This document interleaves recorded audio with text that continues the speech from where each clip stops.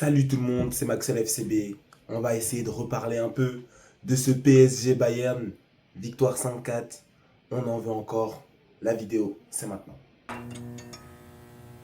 Ok les mecs, on se retrouve pour parler de ce PSG Bayern. Victoire 5-4 du PSG. Demi-finale époustouflante. Là, on va tenter de débriefer un peu ça. On a déjà débriefé à chaud. Là, on est plutôt à froid. On va débriefer quand même ça parce que c'est un match qui arrive pas tous les jours. On va voir un peu ce qui s'est passé ce week-end pour les deux équipes. Et on va essayer de théoriser pour le match de mercredi parce que voilà, ça nous intéresse vraiment. Du coup, victoire 5-4 PSG. Et c'était un match du coup en pétard. C'était un match qui commence fort. C'est un match qui a répondu à nos attentes. C'est un match qui a répondu à nos attentes. Et voilà, les deux équipes les plus en forme, je pense que ça a été dit partout. Une très grosse intensité, je pense qu'on revient pas assez dessus. Une très grosse intensité, mais qui est éclipsée finalement, ou qui est au service, je pense, du nombre de buts. Et le nombre de buts fait que on se dise, vas-y, ce match-là, il n'a pas été rigoureux. Sérieux dans le sens rigoureux. On se dit, voilà, ça aurait pu être mieux fait. Ce n'est pas faux. Il y a quand même des erreurs défensives. Il y a des moments où ils se sont fait dépasser. C'était un match qu'il faut voir, c'était un match plutôt de l'attaque plutôt que de la défense. Si on vient, on prend les compositions et on regarde un peu les notes de match, c'est les attaquants, ils sont dans le vert, ils ont mis les buts, ils ont mis les passes D, ils sont tous participés à ça.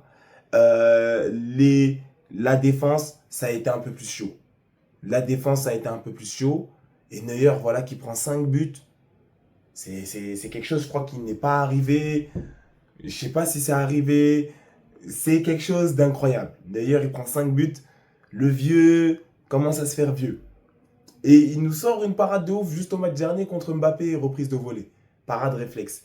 Mais voilà, il y a des trucs où en fait, ça ne dépendait pas de lui forcément. Il a fait des erreurs au match précédent. Il a laissé 2 buts gratuits à Arda Güler pour moi. Mais là, dans ce match-là, c'est autre chose, c'est au-delà. C'est quelque chose qui est vraiment... Il prend des trucs qui sont vraiment très sérieux. Mais derrière, le Bayern a répondu. C'est un match qui est très intéressant. C'est un match qui est très intéressant. Parce que c'est un match qui débute, c'est le Bayern d'abord. Puis ensuite, c'est le PSG. Puis c'est le Bayern. Puis le PSG vient prendre un penalty. Donc on est obligé de reparler. On est obligé de reparler de ce penalty. On est quand même obligé de reparler de ce penalty. Même si ça ne plaira pas aux supporters du PSG. Le penalty sur Davis. Les règles sont claires. Si ça touche une partie du corps avant, normalement, il n'y a pas de penalty. Maintenant, est-ce que ce penalty change beaucoup de choses à ce match? Je pense qu'il change un peu. Parce que ce match-là, clairement, la première mi-temps, comme moi je le dis, je vois plus le Bayern devant, qui a été plus fort que le PSG, mais le PSG s'en sort à 3-2. Donc c'est aussi une félicitation à apporter au PSG, c'est que même quand ils se font dominer, même dans une mi-temps où tu les donnes perdants, ils s'en sortent avec un but d'avance. Et je pense que c'était un peu la même chose. Mais on est là, on est très loin du niveau de jeu. Mais par exemple, contre Monaco, Monaco qui a joué à 10 contre 11 contre PSG, le premier match, Monaco-PSG, Monaco met 2-0 rapidement, doublé de Balogun. PSG qui vient gagner ce match 3-2. C'est un match que le PSG devait perdre. Mais comme cette mi-temps, c'est une mi-temps que le PSG devait perdre. Ici, il y a un fait de jeu, voilà, qui a été arbitré comme ça. L'arbitrage en soi, il est juste, mais il ne respecte pas les règles. C'est dans les faits, la main de Davis bloque l'action, mais dans les règles, sur le papier, tac, cuisse et ensuite main. On peut aussi parler du premier penalty accordé au Bayern. Parce qu'on dirait, je suis pas objectif, je suis anti-PSG, alors que ce n'est pas le cas. Le premier penalty accordé au Bayern, où voilà, ça a été bien joué, certains diront que non, c'est pas penalty, puisque c'est vraiment Luis Diaz qui vient, je crois que c'est Luis Diaz qui obtient un penalty et vient mettre son pied en opposition sur Pacho. Mais dans l'engouement, dans l'inertie, c'est lui qui tombe, et voilà. Et donc ça fait penalty pour le Bayern. Et donc voilà, aujourd'hui on était sur un match, enfin, pendant ce match-là, on était sur un match totalement des attaquants. C'était eux les stars, les défenseurs, on les a un peu moins vus. Marquinhos qui se fait manger. Upamecano, il y a une bonne action sur Dembélé. Voilà. Mais sinon, on se souvient de Gvara. On se souvient de la passe corner, Dembélé, il met à truc. On se souvient des remontées de balles pour apporter le but de Dembélé. Dembélé qui laisse passer, Gvara qui tire. De l'autre côté, même chose. Olysée qui court tout droit, personne ne l'arrête. Tu vois? Donc ça veut dire il s'est passé des belles choses. Luis Diaz qui élimine Marquinhos aussi. C'était un match totalement des attaquants. Maintenant, dans ce match-là, il faut qu'on se le dise à un moment. On nous a parlé de consistance, on nous a parlé de système défensif, on nous a parlé de ligne haute, on nous a parlé de philosophie de jeu vis-à-vis du Barça. Je suis obligé de mettre le Barça dans cette vidéo. Je sais que les gens ne vont pas aimer, mais c'est ma chaîne, vous avez cliqué. Donc abonnez-vous, likez, mettez un petit commentaire et partagez tout simplement. Mais je suis obligé de rappeler à quel point c'est injuste et c'est malhonnête de venir critiquer le système de jeu du Barça qui joue de cette manière, connaissant la qualité défensive de sa défense et donc qui n'a pas d'autre choix de jouer de cette manière-là parce qu'il faut privilégier l'attaque et parce que la défense, dans tous les cas, même si elle est plus basse, encaisserait quand même des buts. Mais en jouant aussi haut, tu privilégies un jeu de pressing, de possession chez l'adversaire et donc tu montres moins tes défauts défensifs et tu montres plus tes qualités offensives. C'est ce que les gens n'ont pas compris vis-à-vis du Barça, mais je referai une vidéo pour en parler parce que c'est quelque chose qui m'a un peu pris la tête. Maintenant, on est sur deux équipes avec des défenses quand même, voilà, dans les meilleures, selon les supporters. Mendes, Pacho, Marquinhos, Hakimi. De l'autre côté, Stanisic, Upamecano, Ta, Davis. Très fort. Donc voilà, Stanisic, soit tu mets Stanisic, soit tu mets... et de l'autre côté, peut-être Davis, il n'était peut-être pas en forme, tu mets Leimer. Mais Davis a bien joué, pour moi, ça va.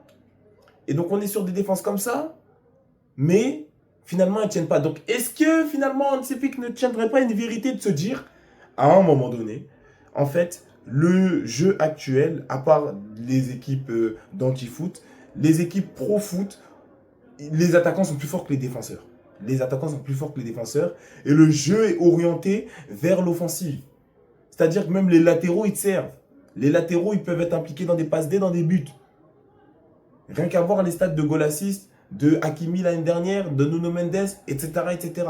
Les latéraux sont impliqués aussi offensivement. Donc le défensif, globalement dans le foot actuel, a un peu été laissé. Tu sais défendre, mais il faut que tu saches attaquer en tant que latéral. Même en tant que DC, tu dois pouvoir venir mettre la tête, mettre des buts comme ça. Donc ça veut dire qu'on est dans un plan où il y a 5-4 à la fin de ce match et c'est normal. C'est normal parce que c'est les systèmes de jeu, la manière de jouer actuelle qui veut ça. C'est que on est plus porté vers l'avant. On est plus physique, on est plus tout ce que vous voulez, mais on est plus porté vers l'avant. C'est-à-dire qu'un latéral qui ne produit rien offensivement, ça ne va pas plaire. Même un DC il doit pouvoir être capable de casser des lignes quand il fait des passes. Sans se rater, parce qu'après, sinon, on lui tombera dessus. Et donc voilà, avec tout cet environnement-là, cet écosystème-là, finalement, on va voir de plus en plus des choses comme ça. Donc, on était dans ce match-là, totalement dans ce que disent les hypocrites quand ils parlent du Barça. Certes, on va encaisser, mais on va marquer plus que l'adversaire. On était totalement dans ce registre-là. C'était, on va encaisser des buts. Les deux équipes vont marquer, c'est ceux qui ont mis voilà, le pari, les deux équipes vont marquer, voilà. La cote, elle était à 0,001. Parce que c'est comme ça, les deux équipes vont marquer. Et on était dans un combat de celui qui allait marquer le plus. Et c'est le Bayern aime souvent faire ça. Le PSG un peu moins. Parce qu'en Ligue 1, bon, voilà. Mais déjà, en Allemagne, ils sont déjà dans cet environnement-là totalement. Mais le PSG a été totalement dans ça, dans ce match-là. Parce que quand ils prennent l'avantage, ils ont 3-2 à la mi-temps, ils viennent 4-2, 5-2. Et c'est un truc où, même si le Bayern, on peut dire, n'a rien pu faire sur le moment, ils sont revenus. Ils sont revenus. Parce que c'est un match, même si on a encaissé beaucoup, en fait, c'est des matchs ouverts, où on sait que nous aussi, on va pouvoir marquer. Et donc, ça va être des matchs qui vont être très spectaculaires. Même si, comme l'ont dit Arteta et Simeone, voilà, c'est pas des bons matchs pour les entraîneurs, mais nous, on s'en fiche. Nous, on s'en fiche, on est là pour voir le plaisir. On est là pour voir Harry Kane, 60 buts cette saison. Donc, c'est incroyable. Voilà, on est là pour ça. Ça nous fait vibrer, donc on est content. Il y a beaucoup de buts. Mais on est dans un système de jeu totalement où, si vous prenez l'attaque d'une équipe, vous prenez sa défense, à chaque fois, globalement, l'attaque est plus forte que la défense. Et donc, ça veut dire que quand ça tourne et que vous affrontez d'autres gens, vous allez toucher des attaques qui sont censées perforer votre défense. Et pourtant, au foot, tous ceux qui ont joué au foot savent que c'est beaucoup plus dur de défendre, d'attaquer que défendre. Vous faites 10 1 contre 1 contre quelqu'un, un défenseur, un attaquant, et le défenseur, normalement, est censé vous gérer plus de fois que vous allez passer. Donc, ça veut dire ça, déjà, c'est un point très intéressant. Félicitations aux deux équipes quand il y a 5-4, mais abat le Barça qui encaisse trop de buts. Il faut qu'on arrête cela. Mais en tout cas, moi, j'ai kiffé mon match. Maintenant, la forme des deux équipes. Les deux équipes, elles sont venues ce week-end. Le match ne pouvait pas être sauté par les messieurs du PSG. Je ne sais pas pourquoi je parle comme Eto. Le Bayern est parti faire 3-3 face à Hoffenheim. Donc, ça veut dire que c'est le dernier match et voilà, une égalité. Le Bayern est loin devant en Bundesliga. Donc, ça veut dire ils n'ont pas ce... C'est pas nécessaire pour eux de prendre à tout prix la victoire, même si, voilà, pendant ce match, voilà, il y a eu des changements de ouf. Kane, Olise, Luis Diaz, Kimmich qui sont rentrés à la mi-temps. Parce que, voilà, ça perdait 2-1. Ça perdait 2-1, 2-2 juste après. Voilà, 3-2, 3-3. Est-ce que c'était nécessaire de faire ça? Est-ce que c'est... Parce que le Bayern, on va aller voir le classement. Le Bayern a 83 points d'avance. Même s'ils perdaient, voilà, ils auraient eu... Enfin non, pas 83. Ils ont 83 points et Dortmund en a 67. Donc même s'ils perdaient, voilà, ils ne prenaient pas les 1 point. Donc ils seraient restés à 82. 82-67. Je suis eux. Ici, c'est quasiment gagné. Je m'en fiche. C'est une philosophie de se dire non, il faut à tout prix gagner tous les matchs. Je pense sincèrement que ce match-là, t'économises 45 minutes sur, attention, parce que c'est quelque chose de sérieux. Kane, Olise, Luis Diaz et Kimmich. Kimmich qui court partout, Kane qui occupe tous les postes, Olise et Luis Diaz qui vont devoir refaire du sale contre Hakimi Mendes, c'est très sérieux. T'économises 45 minutes dans leurs jambes. C'est quelque chose qui va changer. Même si tu joues à domicile, pour moi, si maintenant il y a 6 défaites il faudra aller voir de ce côté-là. Parce que pour moi, la victoire, c'est pas obligé de la prendre contre Offenheim. C'est pas grave. Et des fois, on est en demi-finale et c'est très sérieux et tu affrontes le gagnant de la LDC, le champion en titre. Pour moi, il y avait une meilleure gestion ici à faire. Je comprends que tu veuilles à tout prix gagner. Même quand tu as fait ça, tu n'as pas gagné. Même quand ça fait ça, tu as vu, tu as failli perdre et tout. Il y avait 3-2 pour eux à la 76e. Tu as marqué à la 90 plus 10. Tu vois, donc tu t'aurais dû perdre. Même avec ça. Et là, les calculs auraient été totalement mauvais. Là, on aurait pu totalement le reprocher à Monsieur Compagnie. Parce que là, s'il aligne ça en plus et il perd, ben on dira, tu aurais pu les laisser se reposer. C'est pas grave. Donc ici, il y a ça qui a été fait. 3-3 contre Offenheim. Un match qui allait à la 90 plus 10. Attention, pour moi, ça aura un impact. Faut pas qu'on soit étonné. Même si, voilà, c'était quand le match? C'était samedi? C'était samedi. Tu joues mercredi. Donc dimanche, lundi, mardi. Tu as 3 jours de repos. Je pense qu'avoir une semaine, c'est très bien. Avoir une semaine, c'est très bien. Du côté du PSG, ils ont fait 2-2 face à Lorient. 2-2 face à Lorient, donc encore une égalité. Ils ont dû aligner aussi une compo abominable. Voilà. À part Pacho a joué. Ruiz, mais Ruiz n'est pas titu. Doué a joué. Barcola aussi a joué. Et qui est rentré? Ça qui m'a intéressé. Tac, tac, tac. Zaïre Emery est rentré et a joué 30 minutes. Neves aussi. Waouh. Lui, je sais même pas c'est qui. Mais 2-2. Là où Lucho a, lui, une gestion plus poussée, plus réfléchie à faire. Parce que le PSG va jouer énormément de matchs en mois de mai. 9 matchs pour le mois de mai parce qu'ils ont repoussé 2 rencontres pendant les 2 précédentes étapes de la Ligue des Champions, c'est-à-dire en quart et en huitième. Voilà, contre Chelsea et contre Liverpool. Donc il y a 2 rencontres en plus qui sont ajoutées au calendrier. Le PSG va beaucoup jouer. Et le PSG n'est pas si premier que ça. Le PSG actuellement à 70 points. Lens à 64 points. Et il y a un PSG Lens qui doit être joué. Donc vous comprenez, vous faites le calcul assez rapide. Il y aura des choses à sacrifier. Il y aura des choses à sacrifier. Soit c'est des matchs, soit peut-être c'est même la Ligue 1. Il y aura des choses à sacrifier. Ça va être dur pour le PSG. 2-2 face à Lens, même si Lens est 9e, avec une compo abominable. Pour moi, c'est ça qui devait être fait. C'est normal, tu vois. Tu peux pas te permettre de mettre toutes tes grosses pointures. Même un Kvara comme ça ne doit pas jouer. Et pour moi, Compagnie payera ce qui a été fait là-bas. Donne une semaine de repos à tes joueurs pour qu'ils puissent te ressortir au moins 80% de la performance qu'ils ont sorti au match dernier. Donc ici, c'est avantage Lucho. Déjà, le PSG, puisque là, on est dans les théories maintenant, on peut revenir dans nos théories pour le match retour. Le PSG mène d'un but. Donc c'est avantage déjà Lucho.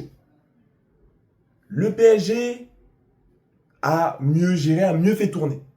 Il n'y a pas 4 de ses titulaires qui ont joué pendant... Il n'y a que Pacho qui a joué tout le match. Mais il n'a pas fait rentrer Dembélé, Doué, Vitinha, truc. Il n'a pas fait ça. Donc le PSG c'est mieux géré. Le PSG a mieux fait tourner que le Bayern. Derrière, le PSG prend une égalité, ils ont de la pression. Le Bayern fait une égalité, ils n'ont aucune pression. Donc l'avantage de savoir que le championnat est joué, c'est côté Bayern. L'avantage de la maison, c'est côté Bayern, même si Bayern à la maison n'a jamais été particulier. Bon. Qu'est-ce qu'on peut dire d'autre? Là, la deuxième partie arrive. Les joueurs du PSG sont techniquement plus frais que ceux du Bayern. Ils ont moins de minutes de jeu normalement, vu les matchs qui ont été sautés, même s'ils vont devoir les rattraper juste après. Donc ici, le PSG, je pense qu'on va être dans un truc où ressortir la même performance qu'au match aller aura des conséquences sur les joueurs. Il y a la Coupe du Monde, tous les joueurs ici y pensent, mais le PSG a beaucoup de matchs de Ligue 1 à rattraper. Heureusement qu'ils ont plus la Coupe de France. Mais le PSG a beaucoup de matchs de Ligue 1 à rattraper. Peu importe ce qui se passe après ce match-là, si le Bayern passe, de toute façon ils sont déjà devant en Bundesliga, ils peuvent tenter d'aller prendre un quadruplé parce qu'il y a la Coupe d'Allemagne aussi à aller prendre.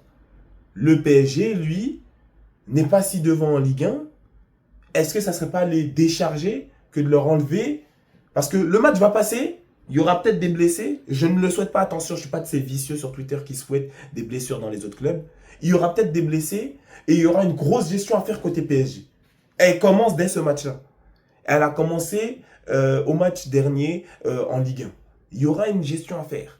Le Bayern n'a pas cette gestion à faire. Mais le corps des joueurs va être mis à rude épreuve. Parce que les deux équipes, même si on peut dire qu'il y a avantage au PSG, il n'y a pas de souci. Pour moi, l'avantage au PSG, c'est leur penalty de 3-2. Tu vois ou pas? C'est un truc, c'est un fait de jeu, c'est minime. Et c'est le Bayern qui a commencé à ouvrir les hostilités au match dernier. Donc c'est minime, on sait que ça ne tiendra pas à ça. Peut-être que c'est ça qui jouera. Hein. Peut-être qu'on se dira, ah voilà, ça s'est joué sur le 1 but là, et que ça finira en 9-8 comme tout le monde le veut. Mais c'est minime, on peut dire que c'est minime. Derrière, les corps des joueurs seront mis à rude épreuve. Et en sachant que le PSG va devoir se gérer pour aller chercher sa Ligue 1, et qu'ils sont friables lorsqu'ils changent de compo. Dès qu'ils changent de compo, le PSG, ils ont mis une compo un peu bizarre, ils n'ont jamais gagné en Ligue 1. Ils n'ont jamais gagné en Ligue 1. Contre les gros de Ligue 1, des fois, ça se passe mal. Donc, il y aura une très grosse gestion à se faire. Et elle commence ici. Tu jettes à corps perdu tous tes œufs dans le même panier, ton corps dans la bataille, Luis Enrique.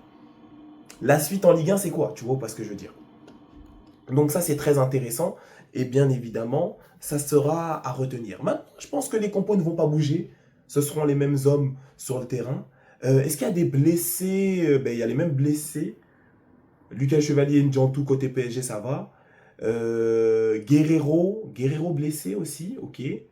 Karl et Gnabry, comme blessé important, je ne dis pas les autres parce que c'est des petits ou c'est des gens qu'on n'a jamais vus.